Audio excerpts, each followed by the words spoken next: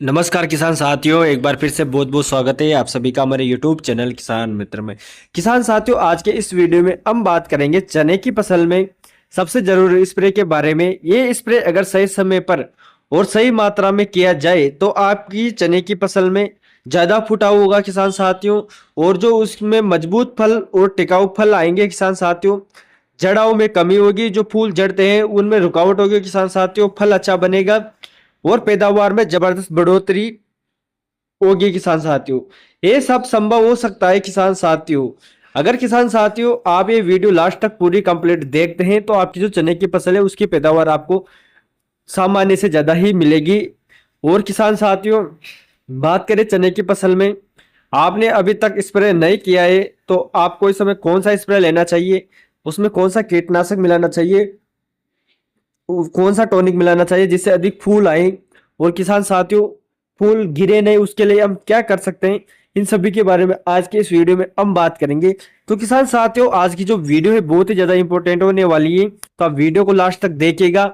और किसान साथियों, अभी तक आपने हमारे यूट्यूब चैनल किसान मित्र को अगर सब्सक्राइब नहीं किया है तो आप हमारे यूट्यूब चैनल किसान मित्र को सब्सक्राइब भी कर लीजिए। तो चलिए किसान भाइयों, वीडियो की शुरुआत करते हैं। किसान भाइयों, अभी हमारी जो चने की फसल है वो लगभग 80 दिन के आसपास की हो चुकी है, और किसान साथियों अभी उसमें फूल आ रहे हैं, और फूल से अब हमारा जो फल है वो बनेगा। तो किसान साथियों, इस समय फूल आने पर जो बाद में फल बनेगा उसमें फल छेदक लगने की बहुत ज्यादा संभावना रहती है। तो आज के इस वीडियो में हम बात करेंगे कि हम हमारी चने की फसल में कौन कौन सा स्प्रे में कौन कौन सी दवाइयां लें जिससे हमारी जो चने की फसल की पैदावार अधिक हो सके। तो किसान साथियों, उसी के बारे में आज के इस वीडियो में हम बात करेंगे। किसान साथियों, हमें जो स्प्रे करेंगे उसका मकसद है ज्यादा से ज्यादा फूल आना, और फूल आए वो जड़े नहीं। अब सुनो, दूसरी स्प्रे में क्या लेना है। सबसे पहले चीज बोरोन। चना की फसल में अगर बोरोन की कमी हो जाए तो फूल आता है लेकिन टिकता नहीं। बहुत किसान भाई कहते हैं कि फूल तो बहुत आया लेकिन जड़ गया। ये 90% केस में बोरोन की कमी होती है। दूसरी स्प्रे में बोरोन 200 ग्राम प्रति एकड़, या अगर लिक्विड है तो 150 ml प्रति एकड़ काफी रहता है। अब दूसरी चीज आती है फोस्फोरस प्लस पोटास या एनपीके। इस स्टेज पर यूरिया की जरूरत नहीं होती बल्कि नुकसान करता है। फॉस्फोरस से फूल मजबूत होता है और पोटास से फूल गिरता नहीं है। डोज रहेगा एनपीके का 200 से 250 ग्राम प्रति एकड़। अब तीसरी चीज है प्लांट ग्रोथ प्रमोटर या अमीनो एसिड। ये पौधे को स्ट्रेस से बाहर निकालता है। ठंडी हवा, हल्का पाला या नमी की कमी, इन सब का असर फूल पर पड़ता है। एमिनो एसिड 200 ml बहुत बढ़िया रिजल्ट देता है। अब एक बहुत जरूरी बात, दूसरी स्प्रे में कभी भी तेज कीटनाशक मत मिलाना अगर बहुत जरूरी ना हो। अगर आपको फली छेदक या इल्ली दिख रही है तो हल्की दवाई अलग से 2-3 दिन बाद डालो। फूल वाली स्प्रे में जड़ मिलाओगे तो फूल खुद ही जड़ जाएगा। अब स्प्रे करने का तरीका सुन लो। दूसरी स्प्रे हमेशा शाम के समय करो, दिन में करोगे तो फूल झुलस जाएगा। शाम की ठंडी हवा में स्प्रे बैठती है। दूसरी स्प्रे में 6 दिन बाद आप देखोगे खेत सफेद सफेद फूलों से बनने लगेगा।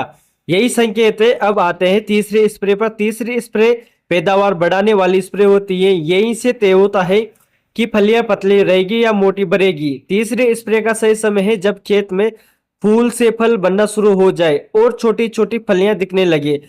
अब तीसरी स्प्रे में क्या डालना है, ध्यान से सुनो। सबसे पहले डालना है में पोटास या एसओपी या 13-045। पोटास का काम है फलियों को बढ़ना, दाना मोटा करना, दाने का वजन बढ़ाना। अगर डोज की बात करें किसान साथियों तो हमें 13-045 लेना है 1 किलो प्रति एकड़ के हिसाब से। अब दूसरी चीज है कैल्शियम प्लस बोरोन। कैल्शियम से फलियां मजबूत होती है और टूटती नहीं। इसकी डोज की अगर हम बात करें तो 200 ml प्रति एकड़ के हिसाब से हमें लेना है। और किसान साथियों, इसके साथ लेना है 100 ml बोरोन प्रति एकड़ के हिसाब से। अब तीसरी चीज है सीवीडी या हुमिक एसिड। अगर फसल कमजोर लग रही है तो ये फसल को अंत तक ताकत देता है। डोज रखनी है 200 ml प्रति एकड़। अब सबसे बड़ी गलती जो किसान भाई करते हैं, तीसरी स्प्रे में यूरिया डाल देते हैं। यूरिया से पत्तियां तो हरी हो जाती है लेकिन फलियां बढ़ना बंद कर देती है। अगर तीसरी स्प्रे में यूरिया गया तो दाना हल्का रह जाएगा। तीसरी स्प्रे में यूरिया बिल्कुल नहीं देना है। अब पानी की मात्रा, तीसरे स्प्रे में 200 लीटर पानी प्रति एकड़ बहुत ही जरूरी है क्योंकि फलियां अंदर तक भीगनी चाहिए। अब एक आखिरी जरूरी बात जो काम की है किसान साथियों, तीसरी स्प्रे के 7 से 8 दिन बाद अगर खेत में नमी हो तो फसल अचानक वजन पकड़ती है। इसलिए हल्की सिंचाई अगर संभव हो तो बहुत फायदा होता है।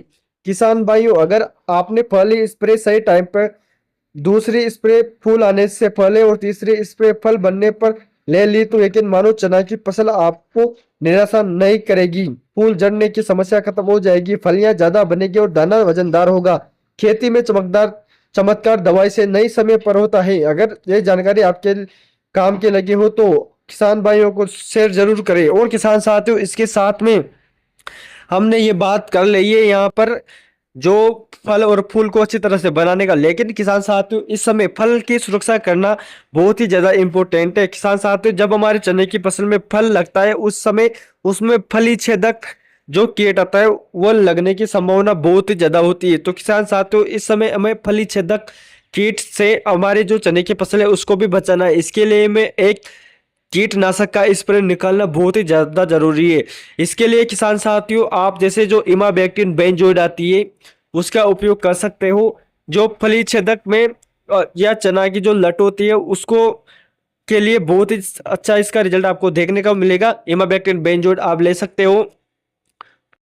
किसान साथियों, अगर मैं डोज की बात करूं तो यहाँ हमें जो डोज रखनी है वो रखनी है 100 ग्राम प्रति एकड़ के हिसाब से आप इमामेक्टिन बेंजोएट का उपयोग कर सकते हो। और किसान साथियों आप इससे भी अगर बढ़िया वाली दवाई अगर आप लेना चाहते हो तो आप जो क्लोरोएंटेरोप्रिनोल आता है, जो आपको एफएमसी की कोराजन आती है या और भी कंपनियों की इसी नाम से जो दवाई आती है उसका उपयोग कर सकते हो। किसान साथियों क्लोरोएंटेरोप्रिनोल का भी बहुत ही शानदार रिजल्ट है चने की फसल में। ये फूल पर भी असर नहीं डालती है। और किसान साथियों जो अब चने की फसल में चना लट हो, हरी लट हो या किसी भी प्रकार के वो लट हो सबको कंट्रोल करेगी। तो इसके लिए आप जो इसका भी उपयोग कर सकते हो किसान साथियों। इसकी डोज की अगर मैं बात करूं किसान साथियों तो इसकी डोज हमें रखनी है 60 ml प्रति एकड़ के हिसाब से इसकी डोज हमें रखनी है किसान साथियों। तो किसान साथियों ये हुई हमारे चने की फसल में मैंने आपको 2 इंसेक्टिसाइड बताई हैं, इसका भी आपको उपयोग करना है क्योंकि अगर हम हमारी फसल की सुरक्षा नहीं करेंगे तो जो फल बनेगा उसे इल्ली खा जाएगी और हमारी जो पैदावार है वो डाउन हो सकती है। तो किसान साथियों इसके लिए हमें इस समय एक अच्छा कीटनाशक का स्प्रे भी करने की जरूरत है। जब हमारा जो फल है वो बनने लगे उस समय हमें एक स्प्रे निकालना बहुत ही ज्यादा जरूरी है। किसान साथियों मैंने आपको 2 दवाई बताई, इसके अलावा इनमें से आप किसी का भी उपयोग कर सकते हो या फिर जो किसान साथियों सिजेंटा की एम्पेलेगो आती है उसका भी आप उपयोग कर सकते हो। इसका रिजल्ट आपको और ज्यादा दिनों तक देखने को मिलेगा, लगभग 25 दिन तक आपके खेत में ये हिल्ली नहीं आने देगा। और किसान साथियों इसके अलावा मार्केट में और भी बहुत सारी कंपनियां की दवाई आती है जिनका रिजल्ट आपको 25 से 30 दिन तक भी आपको देखने को मिलेगा, आप उनका भी उपयोग कर सकते हो। लेकिन किसान साथियों जो हमारी चने की फसल है उसमें फल बनने की अवस्था में हमें एक कीटनाशक का स्प्रे जरूर करना है, नहीं तो जो हमारा फल है उसको इल्ली खा जाएगी और हमारी जो पैदावार है वो कम हो जाएगी। तो किसान साथियों आज की ये जानकारी आपको कैसी लगी हमें कमेंट कर जरूर बताएं। और किसान साथियों अभी तक आपने हमारे यूट्यूब चैनल किसान मित्र को अगर सब्सक्राइब नहीं किया है तो आप हमारे यूट्यूब चैनल किसान मित्र को सब्सक्राइब भी कर लीजिए। और किसान साथियों अगर वीडियो अच्छी लगी हो तो और भी किसान भाइयों को शेयर कीजिए ताकि उनको भी ये जानकारी मिल सके। अभी के लिए धन्यवाद किसान साथियों, मिलते हैं एक और नई वीडियो के साथ एक और नए वीडियो में। धन्यवाद किसान साथियों।